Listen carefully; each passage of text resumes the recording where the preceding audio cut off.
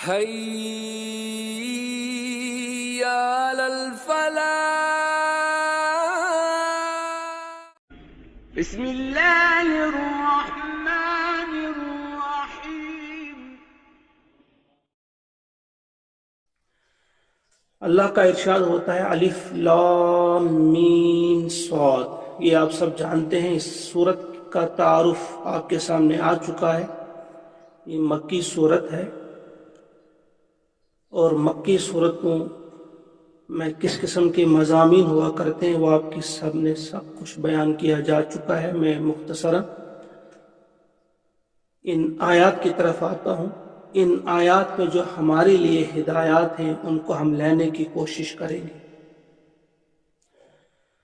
حروف مقطعات ہیں یہ. ان کے بارے میں جو حتمی طور کوئی کچھ نہیں کہہ سکتا. یہ ایک راز ہے اللہ اور اللہ کے رسول صلی اللہ علیہ وسلم کے بیچ. لیکن کچھ لوگ کہتے ہیں کہ یہاں الف سے اللہ مراد ہے اور لام سے اسی کے چند صفاتی نام ہیں، جیسے لام سے لطیف، میم سے مالک اور صاد سے صبور. بہرحال اللہ ہی بہتر جانتا ہے ان کے معنی کیا ہے. تو گویا آغاز میں اللہ تبارک و تعالیٰ کا نام ہے یہ. یا کچھ مفسرین نے کہا یہ الا جس طرح ہوا کرتا ہے خبردار سنو، یا ہا یا الا. اس کے بعد اب اللہ کا ارشاد ہوتا ہے کتابن، یہ ایک کتاب ہے. کچھ مفسرین نے کہا قرآن مقدس کے بارے میں کہا گیا، مکمل قرآن کے بارے میں. اور کچھ مفسرین لکھتے ہیں کہ نہیں، یہ سورۃ الاعراف کے بارے میں. یہ سورۃ الاعراف یہ ایک کتاب ہے انزل الیک، جو آپ کی طرف اتاری گئی ہے اے محمد صلی اللہ علیہ وسلم. فلا یکن فی صدرک حرج من، کیوں اتاری گئی؟ پس نہ محسوس ہو یا نہ ہو آپ کے سینے میں کوئی حرج من ہو، اس کے ذریعے، یعنی اس کی وجہ سے کوئی جھجک آپ محسوس نہ کریں یا سینے کی تنگی آپ کو محسوس نہ ہو اس کی وجہ سے. اور پھر مقصد بیان کیا گیا لتنذر بہ، تاکہ آپ ڈرائیں اس کے ذریعے، انذار کریں اس کے ذریعے. وذکریٰ، اور یاد دہانی ہو یہ للمؤمنین، مومنوں کے لیے. چند باتیں میں ہم سمجھنے کی کوشش کریں گے. یہ ایک کتاب ہے. آغاز ہی سے ابھی اس کی کتابی صورت ہی نہیں ہوئے، پہلے ہی سے یہ الفاظ استعمال کیے جا رہے تھے کہ اس کی ایک کتابی شکل بھی ہوگی. یہ ایک کتاب ہے جو آپ کی طرف اتاری گئی ہے. یہاں جو اللہ کا ارشاد ہوتا ہے فلا یکن فی صدرک حرج منہ، اے نبی صلی اللہ علیہ وسلم تمہارے دل میں اس سے کوئی جھجک نہ ہو. ایک تو یہ ہے جھجک بھی اس کی وجہ سے نہ ہو کہ آپ بلا جھجک اس پیغام کو من و ان لوگوں تک پہنچائیں. ایک اس کا مطلب یہ. دوسرا اس کا مطلب جو ہے حرج، تنگی کو کہتے ہیں کہ آپ اس کی وجہ سے کوئی دل میں تنگی محسوس نہ کریں. اصل میں کیا ہوتا ہے کہ ایک عام انسان جو ہے اگر اس کے سپرد کوئی ذمہ داری کر دی جائے تو وہ عام طور پر ایسا کرتا ہے کہ اپنی ذمہ داری کسی اور کے سر ڈال دیتا ہے کہ میں نے یہ کام کیا تھا، انہوں نے اس کا حق ادا نہیں کیا، میں نے تو حق ادا کر دیا. یعنی اپنی ذمہ داری بھی کسی اور کے سر ڈال دیتا ہے کہ میرا اس میں کوئی قصور نہیں. اگر میرے سامنے اس کا، میرے کام کا، میری محنت کا آؤٹ پٹ اگر میرے سامنے نہیں آ رہا ہے تو میرا قصور نہیں، قصور فلاں کا ہے، ان کا قصور. لیکن جو ایک حساس انسان ہو، جو ایک شریف النفس انسان ہو، اور پھر حضور علیہ السلام جیسے انسان، انہوں نے بہت محنت کی، اس کے بعد بھی جب کچھ آؤٹ پٹ ایسا سامنے نہیں آ رہا تھا، لوگ مان کر نہیں دے رہے تھے، تو ان کے دل میں تھوڑی سی تنگی محسوس ہو رہی تھی، بہت پریشان ہو رہے تھے کہ شاید میرے ہی پہنچانے میں کچھ کمی رہی. تو اس چیز کو ہٹایا جا رہا ہے کہ آپ یہ اپنے دل کی تنگی محسوس نہ کریں. دل میں تنگی یہ مان نہیں رہے. جس طرح سے کئی کئی مقامات پہ قرآن مقدس میں، جیسے سورہ طٰہٰ میں آغاز میں کہا طٰہٰ مَا أَنزَلْنَا عَلَيْكَ الْقُرْآنَ لِتَشْقَىٰ، ہم نے قرآن اس لیے نہیں اتارا کہ آپ مشقت میں پڑھیں. یہاں کہا گیا ہے حرج کا لفظ استعمال ہوا ہے. اسی طرح سے ایک جگہ فرمایا سورۃ الکہف میں فَلَعَلَّكَ بَاخِعٌ نَفْسَكَ عَلَىٰ آثَارِهِمْ إِن لَّمْ يُؤْمِنُوا بِهَٰذَا الْحَدِيثِ أَسَفًا، شاید آپ اپنی جان مبارک، جان پاک ہی ہلاک کر ڈالیں گے اگر اس بات پہ ایمان نہ لے آئے. وہ آپ بہت اڑتے تھے. کئی مقامات پہ اللہ تعالیٰ نے آپ کو تسلی دی ہے کہ آپ کا کام پہنچانا ہے. علیک البلاغ وعلینا الحساب، حساب ہم خود لیں گے، آپ صرف پہنچائیے. تو یہاں بھی یہی بات فرمائی جا رہی ہے کہ اگر یہ مان نہیں رہے ہیں تو آپ تنگ دل نہ ہو، اس سے کوئی بات نہیں. آپ کا صرف کام کیا ہے، مقصد یہ ہے لِتُنذِرَ بِهِ، کہ آپ انذار کریں، ڈرائیں اس کتاب کے ذریعے، ڈرائیں اس کلام کے ذریعے ان کو جو مجرمین ہوں، یعنی جو آپ کی بات ماننے کے لیے تیار نہیں ہیں، ان کو ڈرائیں کہ جب نہیں مانیں گے تو اس کا خمیازہ آپ کو بھگتنا ہوگا، اس پر آپ کو سزا بھگتنی پڑے گی. آپ کے لیے آگے کیا ہے، کس طرح سے آپ کے اعمال تولے جائیں گے، پھر کس طرح سے آپ کے بارے میں فیصلہ سنایا جائے گا اور کس قسم کی سزائیں آپ کے لیے ہوں گی. قرآن پورا بھرا ہے، آگے اس میں ہم پڑھیں گے وہ لِتُنذِرَ بِهِ وَذِكْرَىٰ لِلْمُؤْمِنِينَ، اور یاد دہانی ہو یہ مومنوں کے. گویا اگرچہ اس میں اصل جو موضوع ہے اس سورہ اعراف میں کہ انذار ہی ہے، زیادہ اس میں ڈراوا ہی ہے نہ ماننے والوں کے لیے، حق سے منہ موڑنے والوں کے لیے کیا ہوگا، ڈراوا ہے. خود بخود اس میں ایک یاد دہانی آ جاتی ہے مومنوں کے لیے، ماننے والوں کے لیے. جب وہ انذار پڑھتے ہیں کہ اگر ایسا کام نہ کیا جائے تو کیا ہے، اس سے خود بخود ایک یاد دہانی آ جاتی ہے. وہ مومنین کے لیے بھی اس میں یاد دہانی ہے. اس کے بعد فرمایا اتبعوا، اب یہ جمع کا صیغہ استعمال ہوا، وہ تمام لوگوں سے اب کیا جا رہا ہے کہ اے لوگو تم اتباع کرو، پیروی کرو، ما انزل الیکم، جو کچھ نازل کیا گیا تمہاری طرف، من ربکم، تمہارے رب کی طرف سے. تم اس چیز کی پیروی کرو جو کچھ تمہاری طرف نازل کی گئی ہے، اتاری گئی ہے تمہارے رب کی طرف سے. وَلَا تَتَّبِعُوا، اور تم اتباع نہ کرو، من دونہ، اللہ کو چھوڑ کر، اولیاء، دوسرے سرپرستوں کی. تم اللہ کو چھوڑ کر دوسرے سرپرستوں کی اتباع نہ کرو. قلیلا ما تذکرون، لیکن تم کم ہی نصیحت حاصل کرتے ہو، کم ہی نصیحت حاصل کرتے ہو. اب یہاں تمام لوگوں سے کہا جا رہا ہے کہ تم اتباع کرو، تم مانو. کیوں مانو اللہ کا؟ کیونکہ اللہ ہی نے تمہیں پیدا کیا ہے، وہی تمہیں پالتا ہے، اسی کا یہ حق ہے کہ تم اس کی بات مانو. جو دوسرے سرپرست ہیں وہ کون ہوں؟ جو سورہ ناس میں ہم پڑھتے ہیں من الجنۃ والناس، جنوں میں بھی کچھ ہو سکتے ہیں، انسانوں میں بھی کچھ ہو سکتے ہیں، جو اپنی طرف کھینچتے ہیں، جو ہمیں سمجھاتے ہیں کہ ہماری بات مانو، اس میں فائدہ ہے، خوبصورت طریقے سے کسی بات کو پیش کرتے ہیں. لیکن اس کے مقابلے میں اللہ تعالیٰ فرماتے ہیں کہ تم اس کی پیروی کرو گے، تم کس کا حکم مانو گے، تم کس چیز کی طرف آؤ گے، تم اس کلام کی طرف آؤ گے، اس بات کی طرف آؤ گے جو بات تمہاری طرف اتاری گئی ہے، جو کلام تمہاری طرف تمہارے رب نے نازل کیا ہے. یہی ایسا کلام ہے کہ اس کی اتباع کی جانی چاہیے. اور دوسرے سرپرستوں کو تم نے چھوڑنا ہے، الگ کتنے اچھے آپ کو لگتے ہوں.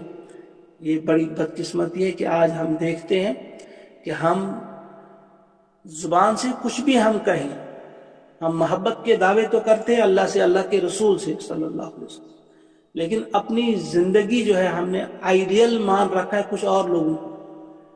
ہم اوروں کے سٹائل اپناتے ہیں، ہم اوروں کے طرز گفتگو اپناتے ہیں، اوروں کا طرز زندگی اپناتے ہیں، اوروں کے خیالات ہمیں محبوب ہیں، پسند ہیں، اور ان کا تذکرہ ہم اپنی مجلسوں میں کرتے ہیں، بھلے ہی ہم نام سے کچھ اور بھی ہوں، نام سے کچھ اور کہہ رہے ہوں، زبان سے کچھ اور کہہ رہے ہوں. تو یہ بات ذہن میں رہے کہ اللہ کو چھوڑ کر ہم نے دوسرے سرپرست جو ہے وہ نہیں بنانے ہیں. قلیلا ما تذکرون، لیکن تم لوگ کم ہی نصیحت حاصل کرتے ہو۔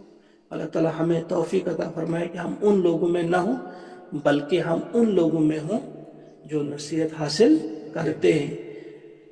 وَكَمْ مِنْ قَرْيَةٍ، اور کتنی ہی بستیاں ہیں، قریہ بستی کو کہتے ہیں، کتنی ہی بستیاں ہیں۔ گویا اب یہ بات آ رہی ہے کہ جنہوں نے بات نہیں مانی، جنہوں نے اللہ کو چھوڑ کر کچھ اور سرپرست بنائے، جنہوں نے اللہ کی بات کی طرف دھیان نہیں دیا، حق کو کوئی وزن نہیں دیا، فرمایا جاتا ہے ان کے ساتھ پھر ہم نے کیا کیا، سنو، وَكَمْ مِنْ قَرْيَةٍ أَهْلَكْنَاهَا، کتنی ہی بستیاں ہیں جن کو ہم نے ہلاک کر دیا، فَجَاءَهَا، پھر آیا ان پر، بأسنا، ہمارا عذاب، بیاتن، رات کے وقت جبکہ وہ آرام کر رہے تھے، او ہم قائلون، یا جب وہ دن کے وقت قائل اللہ کر رہے تھے۔ قائل اللہ دوپہر کا کھانا کھانے کے بعد تھوڑی دیر جو آرام کیا جاتا ہے، یعنی دوپہر کو جب وہ آرام کر رہے تھے یا رات کو جب وہ آرام کر رہے تھے۔ اس کا مطلب یہ نہیں کہ یہی دو وقت ہیں جن میں عذاب آتا ہے یا قوموں پر عذاب آیا ہے، ایسا نہیں ہے،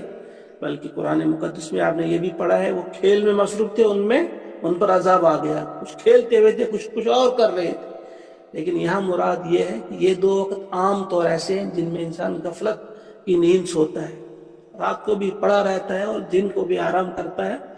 فرمایا کہ یاد رکھو اگر تم نے اس نصیحت کی طرف دھیان نہیں دیا، اس حق کی پیروی نہیں کی، اللہ کے اس کلام کو وہ وزن نہیں دیا جو اس کا وزن ہے، تو پھر یاد رکھو اس کو تذکیر بایام اللہ اس کو کہا جاتا ہے۔ ایام اللہ یعنی تاریخ کے ذریعے تذکیر کی جا رہی ہے کہ پھر دیکھو ان قوموں کی طرف، قوم نوح ہے، قوم عاد ہے، قوم سمود ہے، قوم شعیب علیہ السلام ہے، قوم لوط ہے، ان کے ساتھ کیا کیا اللہ تبارک و تعالیٰ نے، پھر ان کی جڑ کاٹ کے رکھ دی، ان کو کس طرح سے تہس نہس پروردگار نے کر دیا تھا۔ کتنی ہی بستیاں ایسی کہ ہم نے ہلاک کر دیا انہیں، وہ مست تھے، خواب خرگوش میں تھے، لیکن ہم نے انہیں ختم کیا۔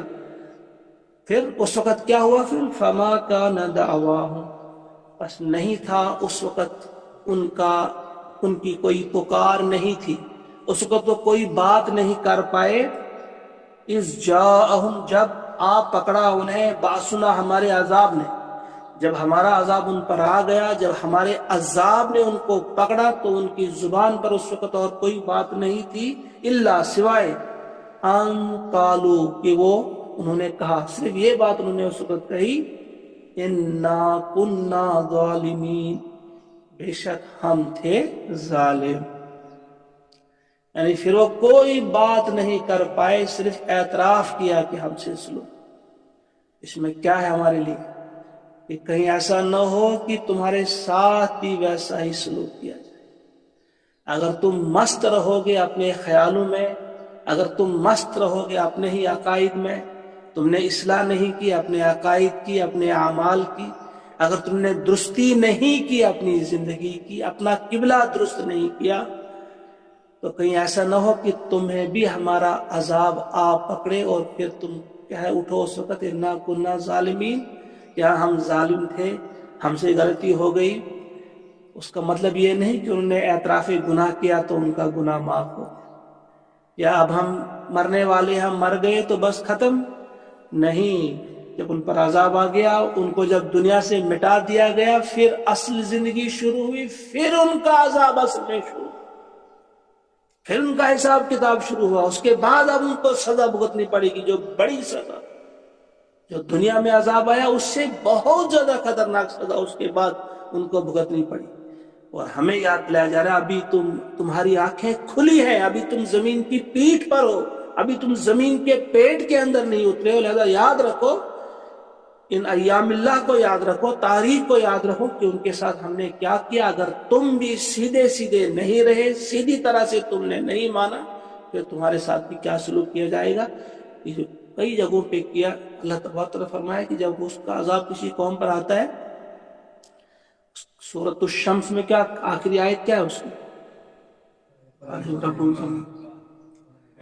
دمدم علیہم ربہم بذنبہم ولا یخاف انجام کیا ہو کیا نہیں ہو اس سے پھر اللہ تعالیٰ گھبراتا نہیں. ولا یخاف عقبیٰ.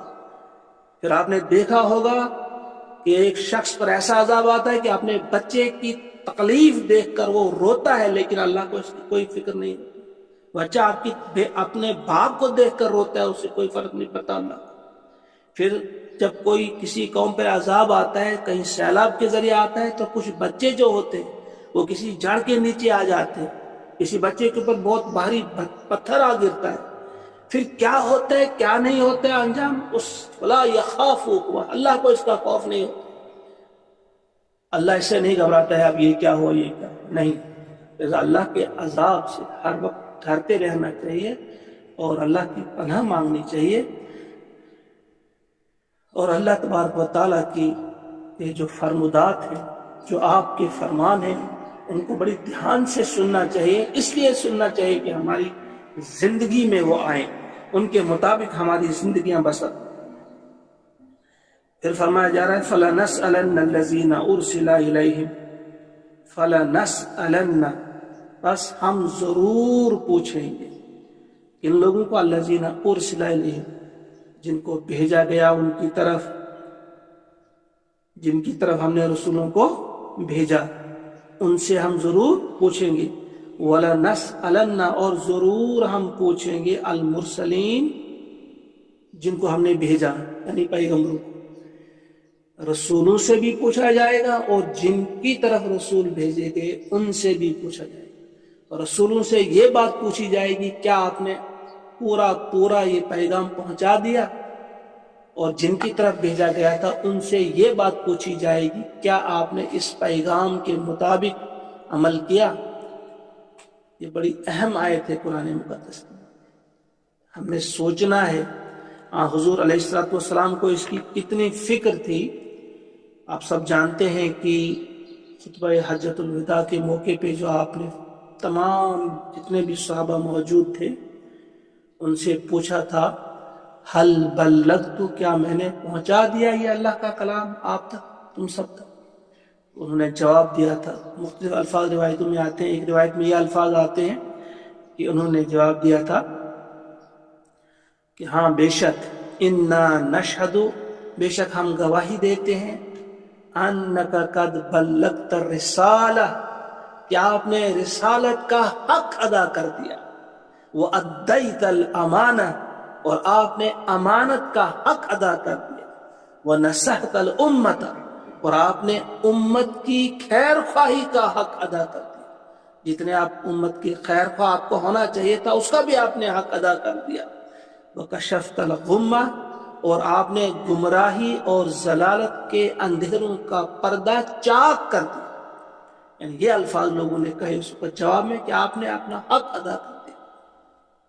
پھر اس وقت حضور علیہ الصلوۃ والسلام نے یہ بات کہی تھی, یہ بات کہہ کر اللہم اشہد, اللہم اشہد, اللہم اشہد, 3 بار کہ اے اللہ گواہ ہے, اے اللہ گواہ کہ یہ لوگ اقرار کر رہے ہیں کہ میں نے امانت جو ان کی میرے سپرد تھی میں نے وہ ان کے سپرد کر دی, منوعاً پہنچا دی, اور یہ لوگ گواہی دے رہے ہیں. پھر اس کے بعد حضور علیہ السلام نے یہ بات بھی فرمائی تھی کہ فَلْيُبَلِّغِ الشَّاهِدُ الْغَائِبُ, کہ جو یہاں حاضر ہے وہ غائب تک آپ یہ پیغام پہنچائیں. یہ اسی طرح سے سلسلہ چلتا رہے. آج ہمیں بھی سوچنا ہوگا کہ جو فرمایا جا رہا ہے کہ مرسلین سے بھی ہم پوچھیں گے لیکن ان سے بھی پوچھیں گے جن کی طرف ہم نے بھیجا تھا پیغام. لہذا ہم سے بھی یہ سوال ہوگا کہ یہ اللہ کا پیغام کس کس تک ہم نے پہنچایا. کیسا دن ہوگا وہ, بار بار ہمیں یاد کرنا چاہیے. کیسا دن ہوگا, کیسی سختی ہوگی, ایک ایک فرد سے سوال ہوگا. ایک روایت ہے کہ اس روز لوح محفوظ کو لایا جائے گا, لوح محفوظ کو حاضر کر دیا جائے گا, وہ کانپتا ہوا آئے گا. اس سے پوچھا جائے گا کیا تم نے اپنی امانت ادا کی؟ ہاں میں نے ادا کی. کون ہے گواہ؟ تو حضرت اسرافیل آئیں گے. اسرافیل کو بلاؤ, انہیں حاضر کر دیا جائے. جب حضرت اسرافیل آئیں گے وہ گواہی دیں گے کہ ہاں ان سے ہم نے پوری پوری امانت حاصل کی، تو لوح محفوظ اس وقت تھوڑی سی راحت محسوس کرے گا کہ ہاں میں بچ گیا۔ اس کے بعد اسرافیل سے کہا گیا، پوچھا جائے گا کیا تم نے یہ اپنی امانت ادا کی، یہ تمہارے سپرد کی گئی تھی؟ کہ ہاں۔ گواہ کون ہے؟ جبریل ہے گواہ۔ جبریل کو بلایا جائے، جبریل امین آئیں گے، وہ بھی کانپتے ہوئے آئیں، ایسا ڈر ہوگا، ایسا دن ہوگا وہ کہ ہر ایک کانپ رہا۔ اب جبریل کو بھی فکر ہوگی کہ مجھ سے پوچھا جائے کیا اس نے حق ادا کر دیا، اس نے اپنی امانت تمہارے سپرد کر دی؟ کہا ہاں بالکل، منوان ان سے میں نے امانت حاصل کی۔ کہا تم نے پھر اس کا حق ادا کر دیا، یہ امانت تم نے آگے پہنچا دی؟ ہاں۔ گواہ کون ہے؟ انبیاء کو لائے جائے گا، انبیاء گواہی دیں گے کہ ہاں جبریل نے پوری پوری امانت ہم تک۔ پھر انبیاء سے پوچھا جائے گا بتاؤ تم نے حق ادا کر دیا، یہ لوگوں تک پہنچا دیا تم نے ٹھیک طرح سے یہ پیغام؟ ہاں۔ پھر گواہی دیں گے لوگوں سے پوچھا جائے گا بتاؤ تم تک یہ پہنچی بات؟ تو پھر لوگوں میں سے کچھ ہوں گے وہ کہیں گے ہاں ہم تک یہ بات پہنچی، لیکن کچھ ایسے لوگ بھی ہوں گے وہ کہیں گے نہیں، ہم تک یہ پیغام انہوں نے نہیں پہنچایا۔ کہا اچھا ایسا ہے؟ پھر گواہی ڈھونڈیں گے کہ نہیں ان تک یہ پیغام پہنچا ہے، کن کے ذریعے پہنچا ہے؟ اس کی گواہی کون دیں گے؟ انبیاء کہیں گے اس کی گواہی امت محمدیہ دے گی۔ پھر امت محمدیہ کے افراد آئیں گے، وہ گواہی دیں گے کہ نہیں ان تک پیغام پہنچا ہے، جتنے بھی آج انبیاء آئے ہیں انہوں نے اپنی اپنی قوم تک یہ چیزیں پہنچا دی۔ پھر وہ لوگ سوال کریں گے کہ انہیں کیا معلوم، یہ تو ہمارے بعد آئے، یہ کس طرح سے گواہی دے سکتے ہیں، اس وقت یہ حاضر نہیں تھے۔ پھر اللہ ان سے پوچھے گا امت محمدیہ کے افراد سے کہ تم کیسے گواہی دے رہے؟ انہوں نے کہا آپ نے جو کتاب بھیجی تھی، آپ نے جو پیغمبر بھیجا تھا، آپ کے پیغمبر نے یہ بات کہی، اور آپ کی کتاب میں آپ کا یہ بیان ہے کہ انبیاء نے حق ادا کر دیا، انبیاء نے یہ پیغام لوگوں تک پہنچا۔ ذرا سوچیے، آپ ہر فرد کو اس وقت یہ کہنا ہوگا، آپ کو یہ بتانا ہوگا کہ آپ تک یہ اللہ کا پیغام پہنچا ہے، اب آپ کس طرح سے اس کو آگے پہنچا رہے ہیں، کہاں کہاں تک پہنچا رہے ہیں، اس کے بارے میں آپ کو اور ہمیں بھی سوچنا چاہیے۔ تو فرمایا جا رہا ہے کہ ہم ان لوگوں سے بھی پوچھیں گے جن کی طرف رسول ہم نے بھیجا، رسول ہم نے بھیجے ان لوگوں سے بھی پوچھیں گے، اور رسولوں سے بھی ہم پوچھیں گے۔ فَلَنَقُصَّنَّ عَلَيْهِمْ بِعِلْمٍ، صرف ان کے پوچھنے پر ہی اکتفا نہیں کیا جائے گا، اس کے بعد اللہ تعالیٰ فرماتے ہیں پھر ہم بیان کریں گے، پھر ہم پورا واقعہ بیان کریں گے، پورا ماجرا بیان کریں گے ان پر، بعلم، اپنے پورے علم کے ساتھ، یہ ہمارے پاس مکمل علم ہے، اس علم کے ساتھ ہم پوری صورتحال واضح کر دیں گے۔ وما کننا غائبین، کیونکہ ہم کہیں غائب نہیں تھے۔ آپ یہ نہیں سمجھنا کہ ہمیں آپ کی شہادت کی اس لیے ضرورت ہے کہ ہم غائب تھے، ہم کہیں سو گئے تھے، ہم کہیں مست تھے کسی اور کام میں، تو تمہاری ہمیں فکر نہیں تھی، کہ ہم پھر خود یہ بیان کریں گے۔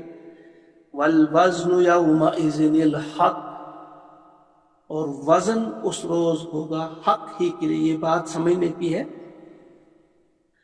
کہ وزن جو اس دن ہوگا حق کا ہی ہوگا۔ فمن ثقلت موازینہ، پس جن کے پلڑے بھاری ہوں گے، جن کی ترازویں بھاری ہوں گی، فاولئک هم المفلحون، پس وہی فلاح یاب ہونے والے لوگ۔ یہ جو وزن ہے، یعنی وزن برحق اس روز ہوگا، یعنی یقینی طور پہ وزن کیا جائے گا، پہلی بات۔ دوسری بات یہ ہے کہ انصاف کے ساتھ وزن کیا جائے گا۔ تیسری بات یہ چیز سمجھ لیجئے آپ کہ وزندار چیز جو اس دن ہوگی وہ حق ہوگی، حق۔ حضرت ابوبکر صدیق رضی اللہ تعالی عنہ نے وصیت کی تھی، آخری جب آپ کی زندگی کے آخری لمحات چل رہے تھے، آپ نے حضرت عمر رضی اللہ تعالی عنہ کو وصیت کی تھی۔ اس وقت بڑی اہم بات یہ بتائی تھی کہ نیکیوں کا پلڑا جو بھاری ہوگا اس دن، وہ کس کی وجہ سے ہوگا؟ پیروی حق کی وجہ سے۔ جس نے حق کی پیروی کی ہوگی اور جس نے حق کو وزن دیا ہوگا، اسی کے پلڑے بھاری ہوں گے۔ یاد رکھنے کے لیے یہ حق کو وزن دینا کیا ہے؟ اس وقت اگر کسی کے سامنے حق ظاہر ہوتا ہے کہ فلاں چیز حق ہے، وزن دینے کا مطلب یہ ہے کہ فوراً حق کو قبول کرے، اس حق کی فوراً پیروی کرے۔ اس لیے سلف میں سے کسی سلف نے ایک بات کہی ہے، بڑی خوبصورت بات۔ وہ آخری لمحات ان کی زندگی کے تھے، ان سے جب پوچھا گیا کہ ہمیں کوئی نصیحت کیجیے، انہوں نے کہا تھا انذرتکم سوف، میں تمہیں ڈراتا ہوں سوف سے۔ وہ کیا ہوتا ہے کہ میں تمہیں ڈراتا ہوں اس بات سے کہ تم یہ کہو کہ میں یہ اب کرنے والا ہوں لیکن کل کروں گا، اب میں حق قبول کروں گا پرسوں کروں گا، فلاں دن سے شروع کروں گا، ابھی نماز فلاں دن سے شروع کروں گا، اب میں سچ بولنا فلاں وقت سے شروع کروں گا۔ گویا اس نے حق کو وزن نہیں دیا۔ ایسے انسانوں کو اللہ ہدایت نہیں دیتا۔ جب کسی شخص کے سامنے حق واضح ہو جاتا ہے کہ فلاں کام کرنا جو ہے ضروری ہے میرے لیے، یہ اللہ کا حکم ہے، یہ میرے رسول کا حکم ہے، اس کے بعد بھی وہ یہ کہیں گے کہ اب اس وقت نہیں، 1 گھنٹے کے بعد میں شروع کروں، کل سے شروع کروں گا، پرسوں سے شروع کروں گا، اس کا مطلب یہ ہے کہ اس نے حق کو وزن نہیں دیا۔ جس نے حق کو وزن نہیں دیا اس دن اس کے اعمال میں وزن نہیں ہو۔ اس دن یہ جو تولنے کی بات ہے کہ وہاں جو تولے جائیں گے فمن ثقلت موازینہ، یہ کیا تولے جائیں گے؟ روایت میں آتا ہے کہیں اعمال تولے جائیں گے، کہیں کئی روایت میں ہے کہ اعمال نامے تولے جائیں گے، وہ کتابیں جن میں اعمال لکھے ہوں گے اعمال نامے تولے جائیں گے، اور کئی جگہوں پہ ہے کہ انسان ہی تولے جائیں گے۔ یہاں یہ بات ذہن میں رہنی چاہیے، جنہوں نے کفر کیا ہوگا، جو اسلام کے دائرے میں داخل ہی نہیں ہوئے، ان کا کوئی وزن ہی نہیں ہوگا، ان کو تولا نہیں جائے گا، ان کے لیے کوئی تول وغیرہ نہیں ہوگا۔ البتہ جنہوں نے مانا ہوگا، حق کو قبول کیا ہوگا، ان کے پاس وزن ہوگا، ایمان کا وزن ہوگا، اس کے بعد ان کے وہ اعمال جو ہے وہ تولے جائیں گے، یا ان کے اعمال نامے تولے جائیں گے، یا ان کو تولا جائے گا۔ اس طرح سے قرآن پاک کی ایک آیت بھی ہے فَلَا نُقِيمُ لَهُمْ يَوْمَ الْقِيَامَةِ وَزْنًا، اس سے واضح ہوتا ہے کہ افراد کو تولا جائے گا۔ اور اسی طرح سے چند روایت ہیں کہ جن میں یہ واضح ہے کہ اعمال کو تولا جائے، اور کچھ ایسے احادیث پاک ہیں جن میں کہا گیا ہے کہ اعمال نامے تولے جائیں۔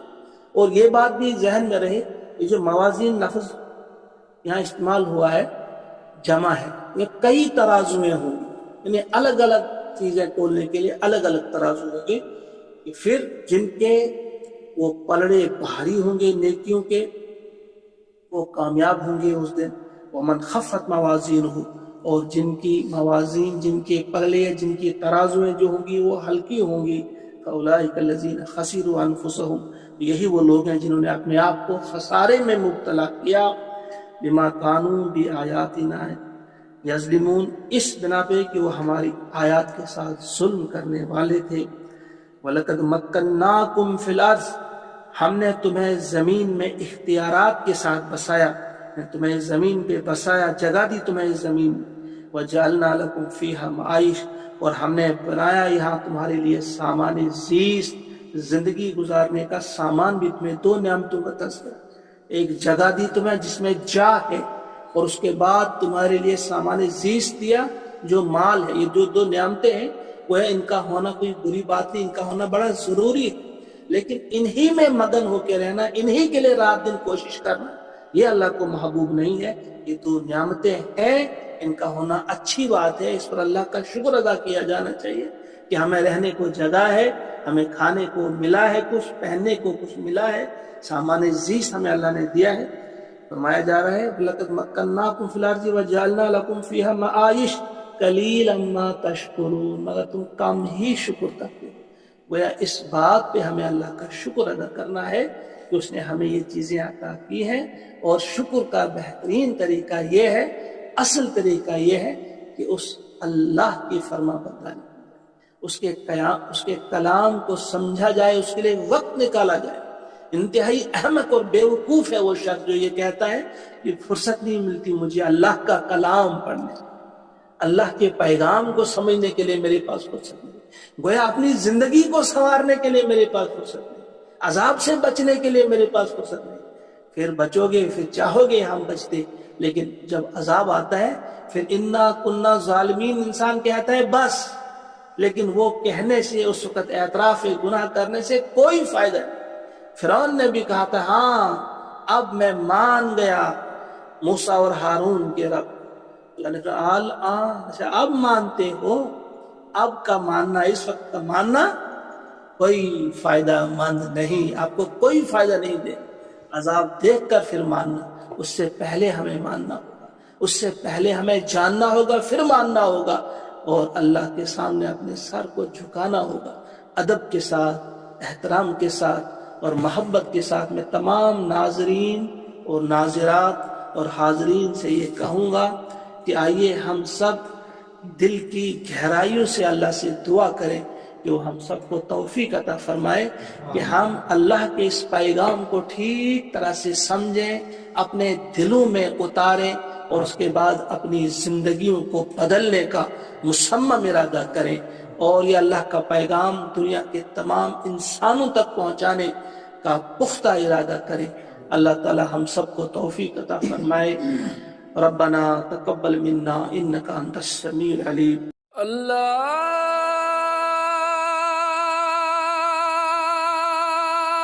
اکبر، اللہ